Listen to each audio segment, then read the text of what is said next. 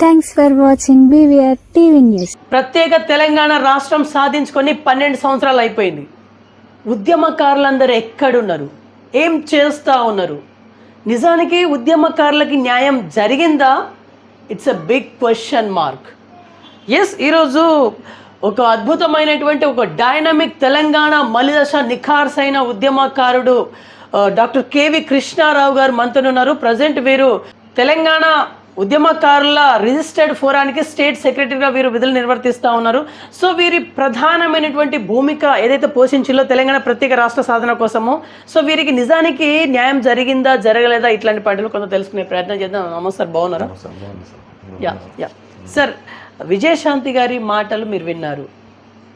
Yeah, దేనికి చూడాలి ఆ మాటలు? అంటే వారు కాంగ్రెస్ పార్టీలో ఉంటూనే ఆ రకంగా స్పందించడం అనేది ఇది మంచికి దారి తీసేటువంటి తరుణమే. యా, అయినా కూడా ఉద్యమకారులకి ప్రజెంట్ ఆ ఫెసిలిటీ దక్కట్లేదు. ఇట్లా 2023 కాంగ్రెస్ పార్టీ ఎన్నికల ముందు తమ మేనిఫెస్టోలో 6 గ్యారంటీల స్కీములో భాగంగా 6వ గ్యారంటీగా ఉద్యమకారులకి కొన్ని హామీలు ఇవ్వటం జరిగింది. అంటే మేము అధికారంలోకి వస్తే మేము ఇవ్వటం జరుగుతుందని హామీ ఇచ్చారు. అది ఏంటి అని అంటే, ప్రతి ఉద్యమకారుడికి 250 చదరపు గజాల స్థలాన్ని, ఇంటి నిర్మాణానికి 10 లక్షల రూపాయల ధనాన్ని, అదేవిధంగా అమరవీరుల కుటుంబాలకి పెన్షన్ సౌకర్యాన్ని ఇస్తామన్నారు. అన్న తర్వాత దాదాపు 2.5 సంవత్సరాలు అయింది కాంగ్రెస్ పార్టీ అధికారులకు వచ్చి. 2.5 సంవత్సరాల తర్వాత కూడా అది అమలుకు నోచుకోకపోవటం బాధాకరం. దీని మీద గత అసెంబ్లీలోనేమో కూనంనేని సాంబశివరావు గారు మాట్లాడారు, లేవనెత్తారు. ఈ అసెంబ్లీలోనేమో దాదాపు విజయశాంతి గారు, అంతకుముందు మురళీ నాయక్ ఇట్లా మాట్లాడారు. విజయశాంతి గారు మాట్లాడిన దానికి ఒక స్పష్టత ఉన్నది. ఎందుకు ఉన్నది అని అంటే, మాకు సోనియా గాంధీ గారి మీద విశ్వాసంతో మేము కాంగ్రెస్ పార్టీకి మా ఉద్యమకారులందరం ఓట్లేసాము. రావటానికి కూడా, కాంగ్రెస్ పార్టీ అధికారంలో రావటానికి కూడా చాలా క్రియాశీలకంగా పనిచేసి చాలా ముఖ్య భూమికని పోషించామనటంలో ఎటువంటి సందేహం లేదు.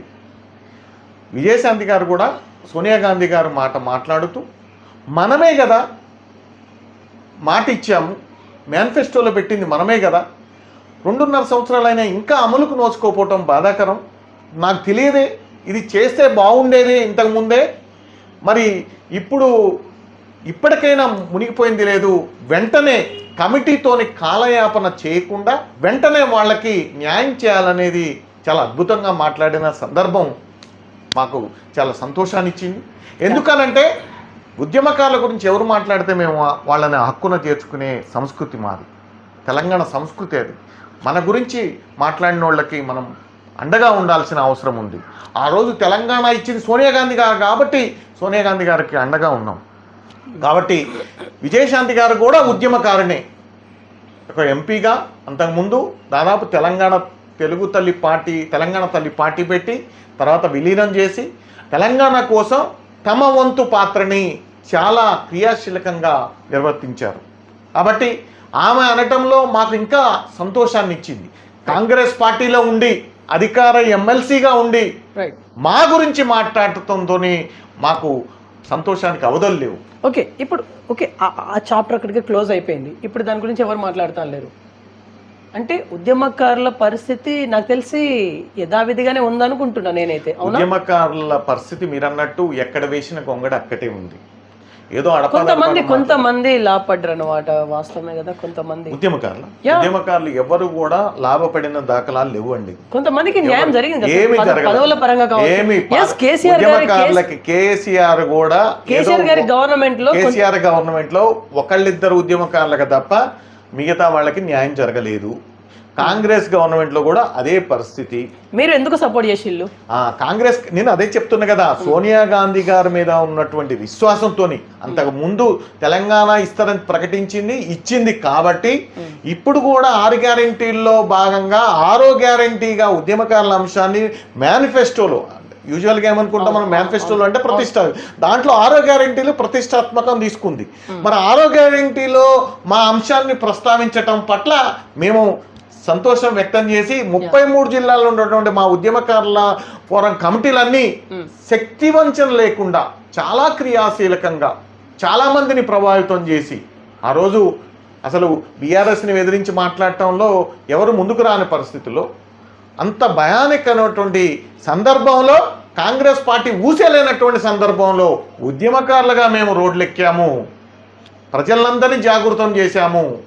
కేసీఆర్ పాలన ఎండగడుతూ సోనియా గాంధీ గారు మనకు తెలంగాణ ఇచ్చారు, మాకు హామీలు ఇస్తున్నారు కాబట్టి ఆ మేనిఫెస్టోలో మిగతా వాళ్ళకు కూడా మహిళలకు పెద్దపీట ఇస్తున్నారు అని మేనేసుకొని కాంగ్రెస్ పార్టీ సభ్యులుగా మేమందరం కూడా ప్రచారం చేసి మేము అధికారంలో తీసుకొచ్చాము.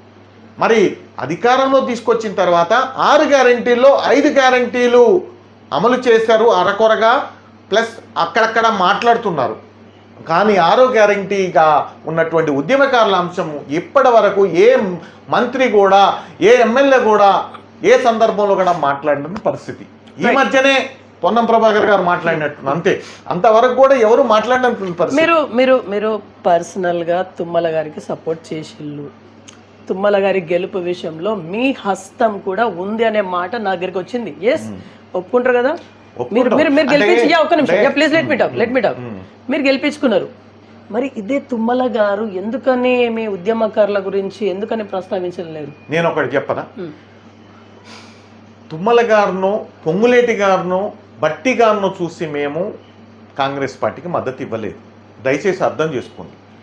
కాంగ్రెస్ పార్టీ అధిష్టానం సోనియా గాంధీ గారి మీద ఉన్నటువంటి అపారమైనటువంటి విశ్వాసంతో మేము కాంగ్రెస్ పార్టీకి ఇక్కడ ఎవరైతే ఉన్నారో వాళ్ళకి సపోర్ట్ చేయాల్సి వచ్చింది తప్ప మేము వ్యక్తులుగా మేము ఎప్పుడు చూడలేదు.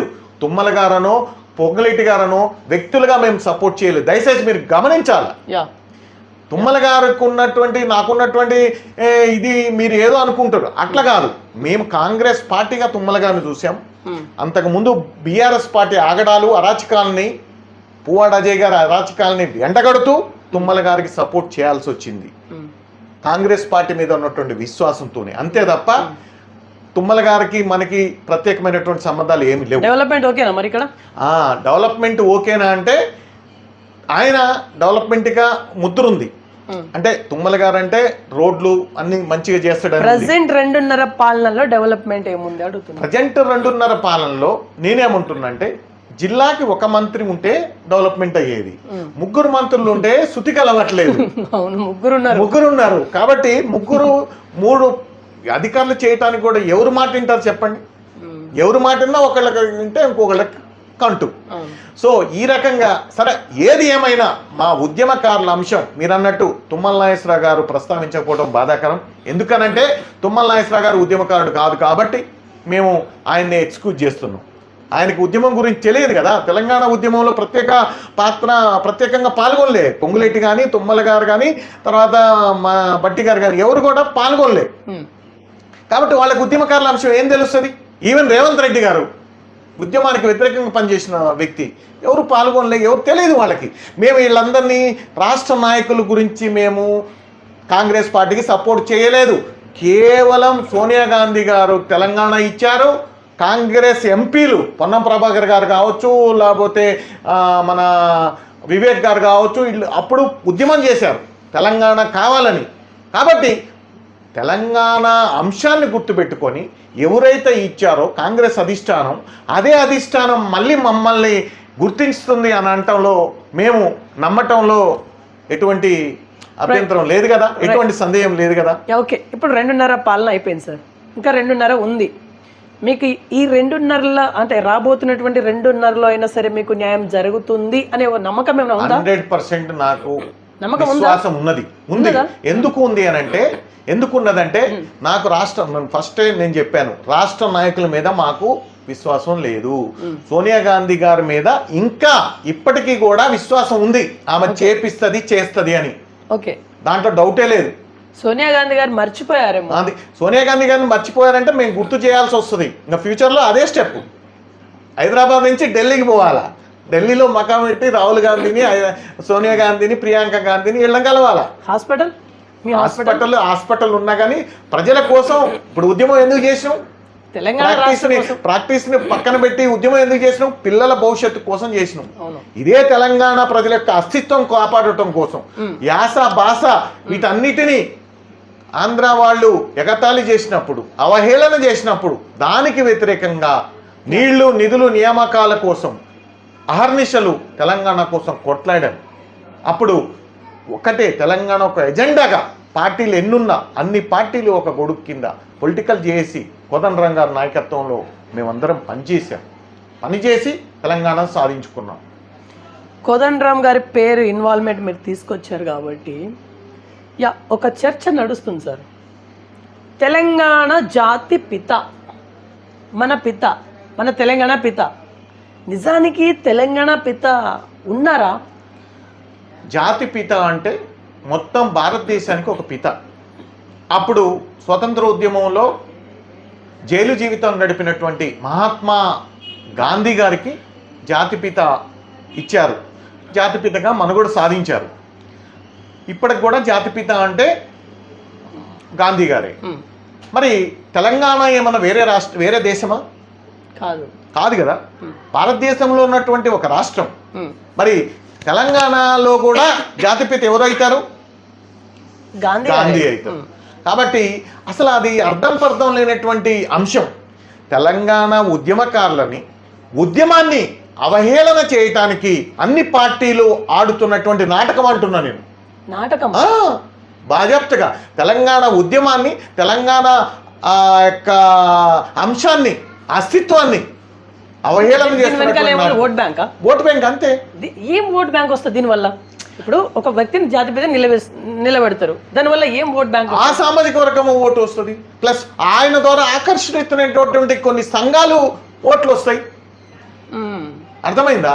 ఇదంతా ఓటు బ్యాంక్ రాజకీయం. కేసీఆర్ కూడా అంతే చేసిండు, ఓటు బ్యాంక్ రాజకీయం చేసిండు. వీళ్ళు కూడా అంతే చేస్తారు. ఇప్పుడు ఫర్ ఎగ్జాంపుల్ ఇప్పుడు ఒక మాట, కాంగ్రెస్ ఏమో గద్దర్ గారిని ముందు పెడుతుంది, బీఆర్ఎస్ ఏమో కేసీఆర్ గారిని ముందు పెడుతుంది, బీజేపీ అఫీషియల్గా కాకుండా వాళ్ళ నాయకులు అంటా ఉన్నారు మన ప్రొఫెసర్ మన జయశంకర్ గారు అని చెప్పేసి.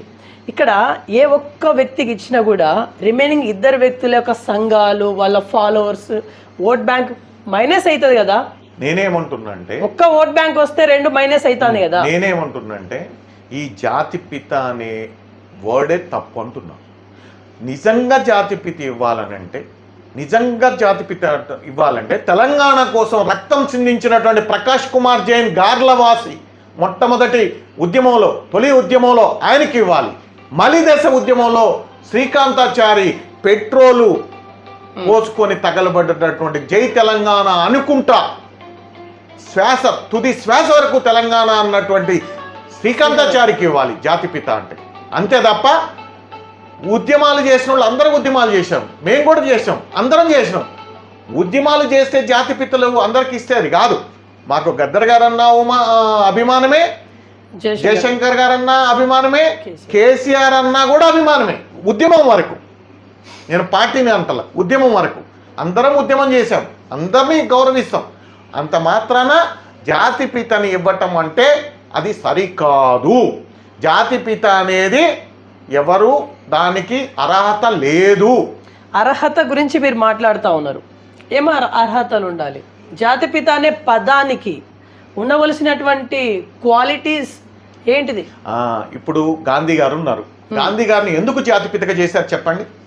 ఎందుకు జాతిపితగా చేశారంటే ఆయన స్వతంత్ర ఉద్యమంలో బ్రిటిష్ వాళ్ళకు ఎదురుగా ఆపోజిట్గా చాలా ఉద్యమం, దండి ఉద్యమం కావచ్చు, దండి ఉప్పు ఉద్యమం కావచ్చు, సహాయ నిరాకరణ కావచ్చు, క్విట్ ఇండియా ఉద్యమం కావచ్చు, జనాలందరినీ పోగేసి ఉద్యమం చేసి జైలు జీవితాన్ని కూడా అంటే కేవలం స్వతంత్రం కోసమే పాటుపడ్డాడు, లీడర్షిప్ చేసిండు కాబట్టి ఆయనకి ఇచ్చారు.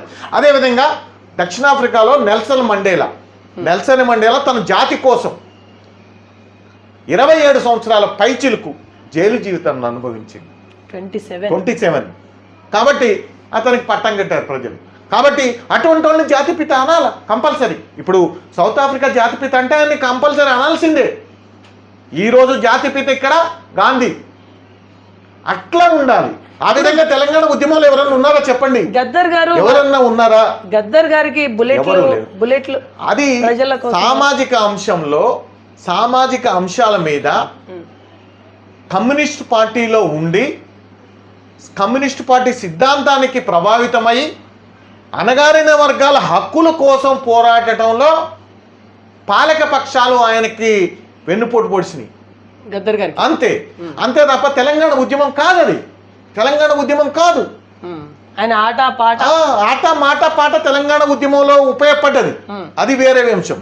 మీరు బుల్లెట్లు అంటే నేను చెప్తున్నా, బుల్లెట్లు తగిలిన అంశం వేరే. కానీ తెలంగాణ ఉద్యమంలో అతని పాటలు ఉర్రెత్తున ఊగిచ్చినటువంటి మాట వాస్తవం.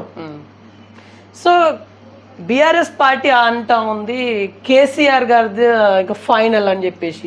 అసలు కేసీఆర్కి తెలంగాణ ఉద్యమానికి ఏదో నాయకుడిగా మనం సపోర్ట్ చేసినాం. కానీ ఆ 2001 కన్నా ముందు అసెంబ్లీ సాక్షిగా ఆయన ఏం మాట్లాడిండు అనేది మీరు అందరూ వినండి. ఏం మాట్లాడిండని. సో ఆయనకు ఒక పదవి రాకపోతే బయటికి పోయి పార్టీని పెట్టి సక్సెస్ అయిండు. అంతే తప్ప ఆయనకి ప్రత్యేకంగా దానికోసమే అనేది ఏమనిపించట్లే.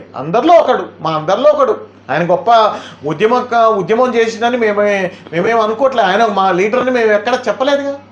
ముగ్గుట్లో ఎవరు బెస్ట్ సార్? జయశంకర్ ఎవరు బెస్ట్ కాదు. అందరూ సమానులే. అందరూ సమానమే. న్యూట్రల్ గా మాట్లాడుతున్నారా? న్యూట్రల్ గా మాట్లాడుతా. అందరూ సమానమే. జయశంకర్ గారు సిద్ధాంతాన్ని ప్రవేశపెట్టిండు. తెలంగాణ అస్తిత్వం కోసం 3 దశల్లో చేయమన్నాడు. 1 తెలంగాణ భావజాల వ్యాప్తి చేయమన్నాడు. భావజాల వ్యాప్తి అంటే అందరికి మీటింగ్లు, చిన్న మీటింగ్లు ఒకటికి ఇది ప్రాంతీయ సమస్య, ఇది ప్రాంతం కాదు నాన్న, ఇది ప్రాంతీయ సమస్య. ఇక్కడ ఉన్నటువంటి ప్రజల్ని ఆంధ్ర వాళ్ళు అవమానిస్తున్నారు, వాళ్ళ యొక్క నిధులన్నింటినీ తీసుకుపోతున్నారు, అభివృద్ధిలో కుంటుపడుతుంది, దీనికోసం మూమెంట్ చేద్దామని భావజాల వ్యాప్తి ఫస్ట్ చేయమన్నాడు. 2వది నిరసనలు, రకరకాల నిరసనలు, రాస్తా రోకోలు కావచ్చు, రైలు రోకోలు కావచ్చు, వంట వార్పులు కావచ్చు, సహాయ నిరాకరణ కావచ్చు, మిలియన్ మార్చ్ కావచ్చు, తర్వాత సాగరహారం కావచ్చు, ఇవన్నీ కూడా నిరసనలు, వివిధ రకాలైనటువంటి నిరసనలు చేయమన్నాడు. 3వది రాజకీయ ప్రక్రియ. అప్పుడే చెప్పిండు చాలా క్లిష్టంగా ఉంటుంది. అందరూ ఎవరు ఉద్యమం చేసినా సమాంతరంగా చేయాలి కానీ ఆపోజిట్గా చేయకూడదు అన్నాడు. అర్థమైంది? ఎన్ని సంఘాలైనా తెలంగాణ కోసం చేయొచ్చు, కానీ సమాంతరంగా చేయమన్నాడు, వ్యతిరేకంగా చేయమనలేదు. ప్లస్ రాజకీయంగా చాలా కుట్రలు ఉంటాయి, లాస్ట్ వరకు కూడా కానీరన్నాడు. నిజంగానే బీజేపీ కూడా లాస్ట్కి మాట మార్చింది. బీజేపీ కూడా ఒక సుష్మా స్వరాజ్ తప్ప, ఆఖరి కాంగ్రెస్ పార్టీ కూడా సోనియా గాంధీ గారు తప్ప మిగతా వాళ్ళందరూ కూడా స్పెషల్ తెలంగాణ సెషన్ పెడితే వీళ్ళందరూ డిలే చేస్తుంటే సోనియా గాంధీ గారు పిలిచి నేను స్పెషల్గా తెలంగాణ కోసమని మీటింగ్ ఇది బిల్లు పాస్ చేయమంటే మీరు తాత్సారం చేస్తున్నారేంది, మేము కావాలంటే మా అబ్బాయి మేము వెళ్ళిపోతాం, మీరు పార్టీ నడుపుకోండి అన్న సందర్భంలో, దిక్కు లేనటువంటి సందర్భంలో కాంగ్రెస్ పార్టీ నాయకులు, మిగతా నాయకులు ఇంకా తప్పదు అన్నటప్పుడు మూజువాణితోని ఒక తెలంగాణ ప్రక్రియని కంప్లీట్ చేశారు. ఇది వాస్తవం కాదా? కేవలం సోనియా గాంధీ గారు వల్లనే తెలంగాణ వచ్చిందని సాక్షాత్తు మాజీ ముఖ్యమంత్రి కేసీఆర్ గారు తన యొక్క స్పీచ్లో 5-6 సార్లు వస్తుంది చూడండి కావాలంటే. అసెంబ్లీ సాక్షిగా మాట్లాడింది దాంట్లో కూడా. మరి అంటే సోనియా గాంధీ గారు ఇచ్చినట్ట, కాంగ్రెస్ పార్టీ ఇచ్చినట్ట? మాకైతే సోనియా గాంధీ గారు ఇచ్చినట్టే. అది రైట్.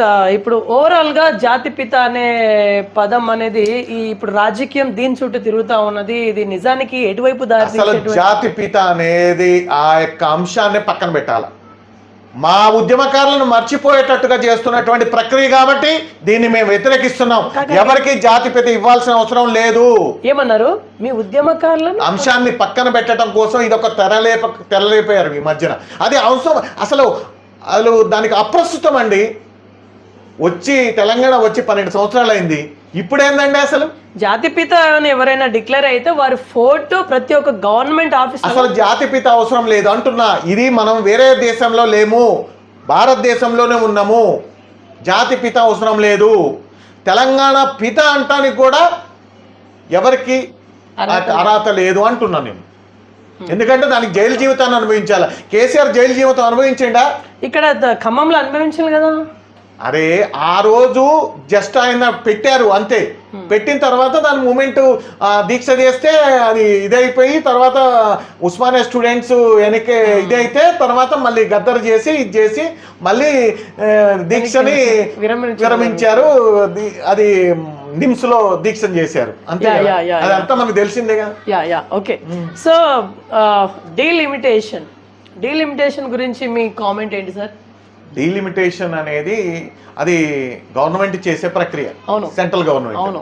సో అది చేసినప్పుడు నియోజకవర్గాలు రాష్ట్రం విడిపోయింది కాబట్టి ఇక్కడ కానీ అక్కడ కానీ నియోజకవర్గాలు పెరిగే మాట వాస్తవం. నిన్న రేవంత్ రెడ్డి గారి మాటలు విన్నారా మీరు?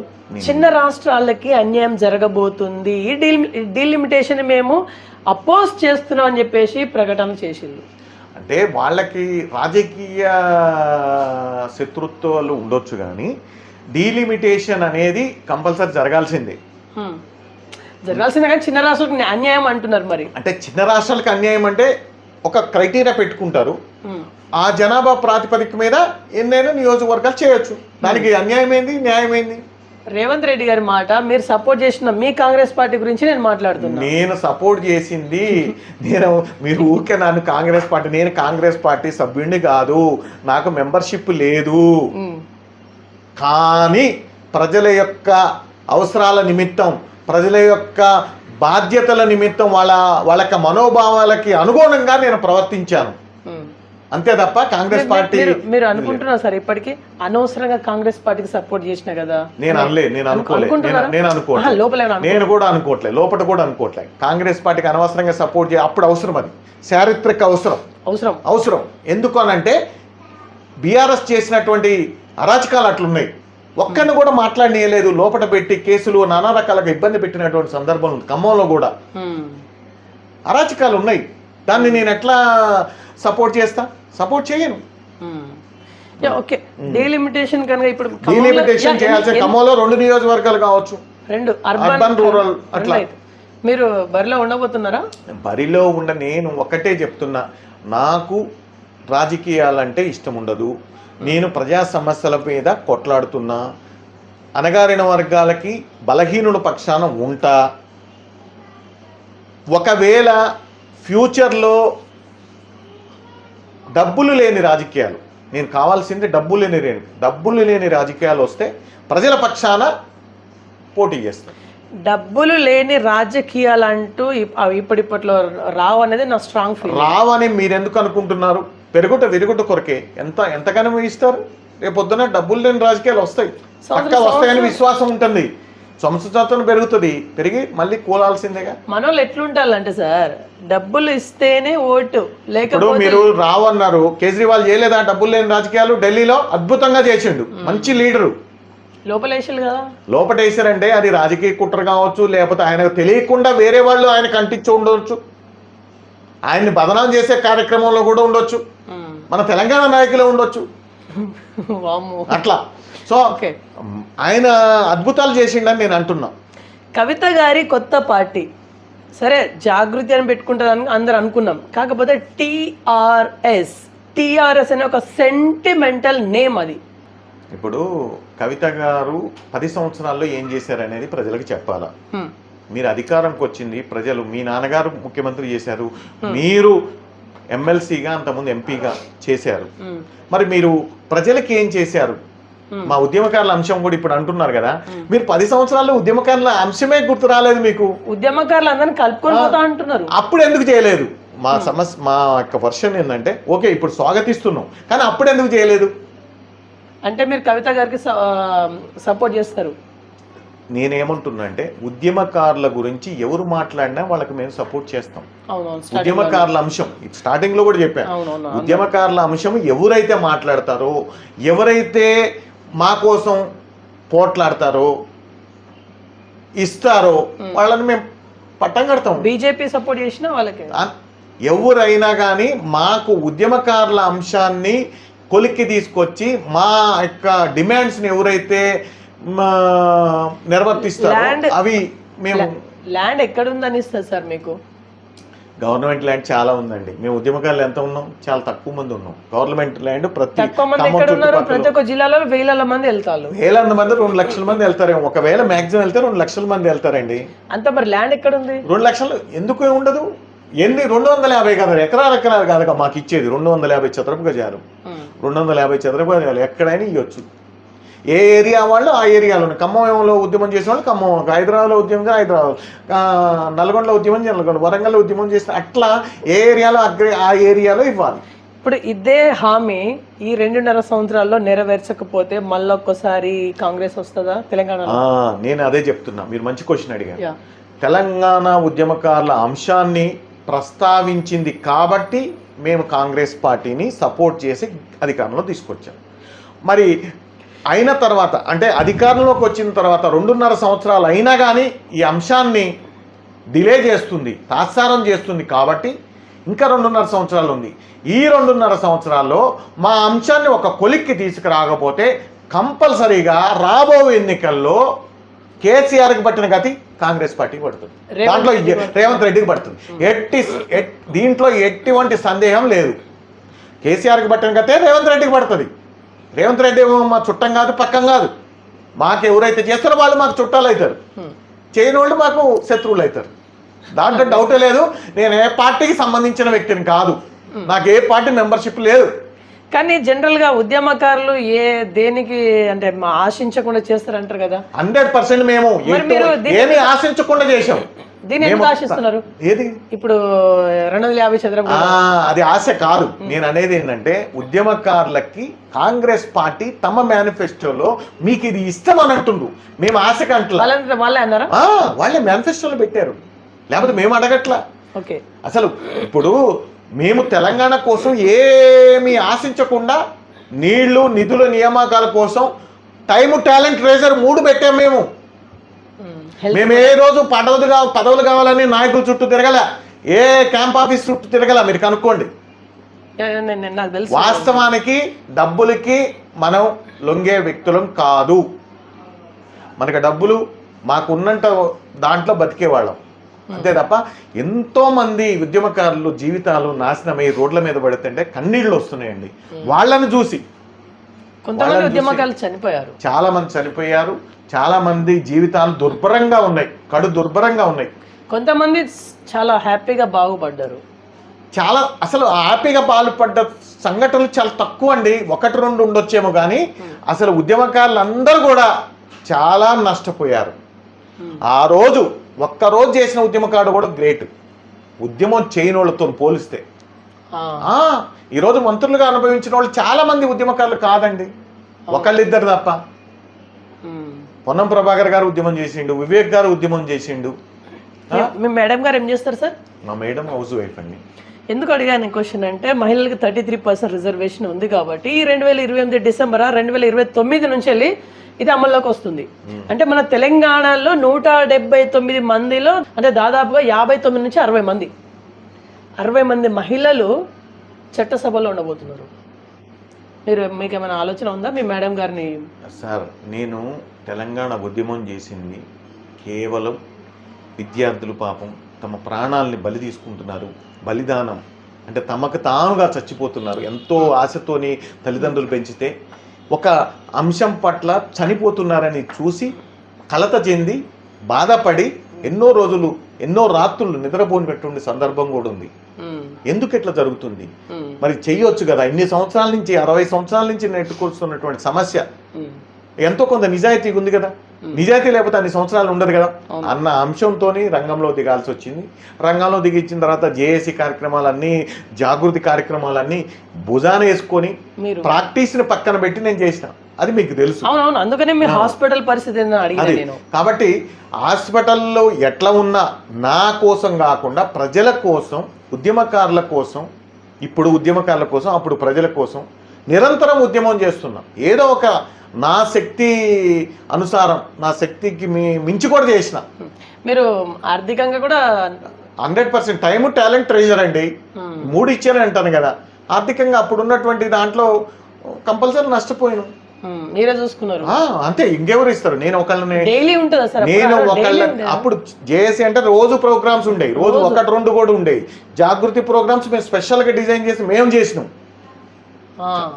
మీరు కనుక్కోండి, పేపర్లు కూడా ఉంటాయి కదా, ఎస్బీ రిపోర్ట్స్. మీ గురించి నాకు తెలుసు, మీరు చేసిల్ అనే విషయాలు అంతా తెలుసు. అందుకనే నేను అడిగిన, మీరు మరి ఉద్యమాల్లో పాల్పంచుకున్నారు, అంత చేసిళ్ళు, మరి ఈ వృత్తి డాక్టర్ గా, యాజ్ ఎ డాక్టర్ గా హాస్పిటల్ ఎవరు నడిపించాలని? టైం ఉన్నప్పుడు మేము హాస్పిటల్కి వచ్చేది, టైం లేనప్పుడు మిగతా ఫ్రీగా ఉన్నప్పుడు అప్పుడైతే పేషెంట్లు కాదని కూడా వెళ్ళిన సందర్భాలు ఎన్నో ఉన్నాయి. మరి అంతే కదా, ప్రోగ్రామ్ ఉంది ఇక్కడ, పేషెంట్ చూసుకుంటుండే ఆ ప్రోగ్రామ్ ఎవరు చేస్తారు? నేను జిల్లా కన్వీనర్గా, తెలంగాణ జాగృతి జిల్లా కన్వీనర్గా చేశా, పొలిటికల్ చేసి ఖమ్మం చైర్మన్గా చేశా.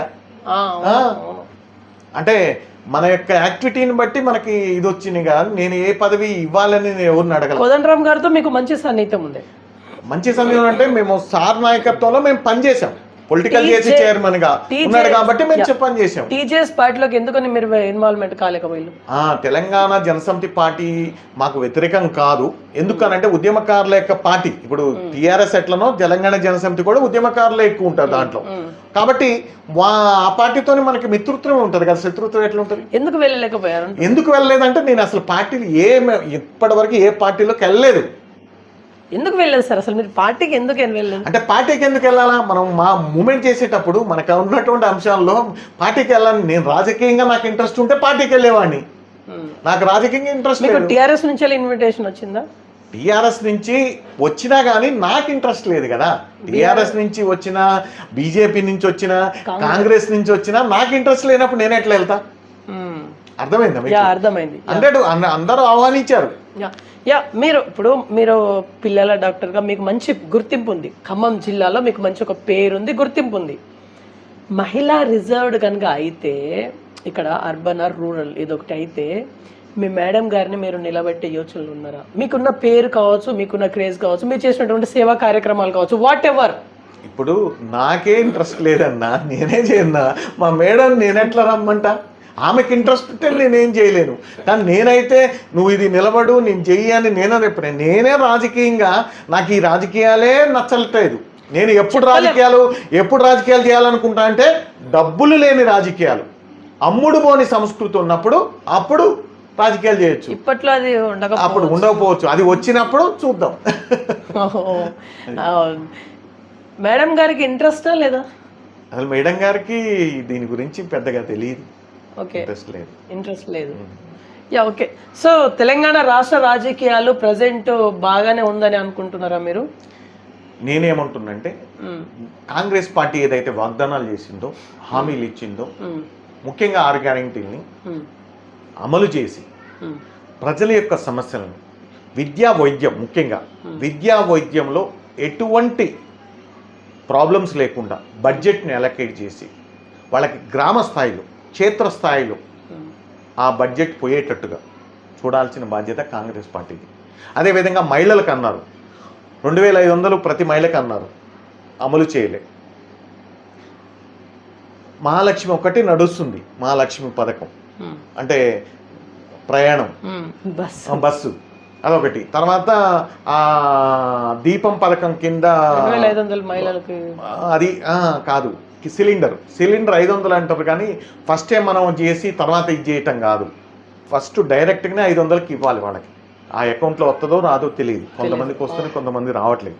అదేవిధంగా 200 యూనిట్లు అయితే వస్తుంది కరెంట్, చాలా మందికి ఇస్తున్నారు. మీకు అంటే మనం కాదు కదా, అది కాదు. 200 యూనిట్ల కన్నా ఎక్కువ ఉంటే అది అప్లికబుల్ కాదు. అది కార్డు ఉన్న వాళ్ళకే ఇస్తున్నట్టు నాకు తెలిసి, వైట్ కార్డు ఉన్న వాళ్ళు. సో కాంగ్రెస్ పార్టీ చేయాల్సిన పనులు మళ్ళీ అధికారంలోకి రావాలంటే 2 పనులు చేయాలి. ఒకటి, ఉద్యమకారుల అంశాన్ని సాధ్యమైనంత తొందరలో పరిష్కరించాలి. 2, నిరుద్యోగ సమస్యని పరిష్కరించాలి. నిరుద్యోగుల్ని ఎట్టి పరిస్థితిలో కూడా జాబ్ క్యాలెండర్ వేసి, అంతకుముందు జాబ్ క్యాలెండర్ అన్నారు, పాటించట్ల, జాబ్ క్యాలెండర్ వేసి వాళ్ళకి రిక్రూట్మెంట్ చేయాల్సిన బాధ్యత ప్రభుత్వం మీద ఉంది.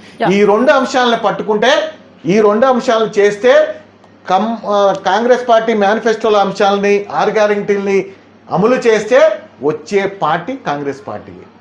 దాంట్లో ఎటువంటి సందర్భం కానీ రేవంత్ రెడ్డి దగ్గర ఖజానా ఖాళీ ఉంది, ఈ ఇచ్చే డబ్బులు కూడా అప్పు తీసుకొచ్చి మరీ ఇస్తున్నారు. కోర్స్ మన నెత్తి పైన మీ నెత్తి నా నెత్తి పైన కూడా అప్పులు ఉన్నాయి, అందరి నెత్తిలో అప్పు ఉంది. ఇన్ని పెట్టుకొని ఇప్పుడు ఇవన్నీ నెరవేరుస్తుంది అని చెప్పేసి ఎట్లా ఎట్లా ఎట్లా ఇప్పుడు ఎట్లా నమ్మాలి? హామీ ఇచ్చేటప్పుడు మనం ఆలోచించుకోవాలి.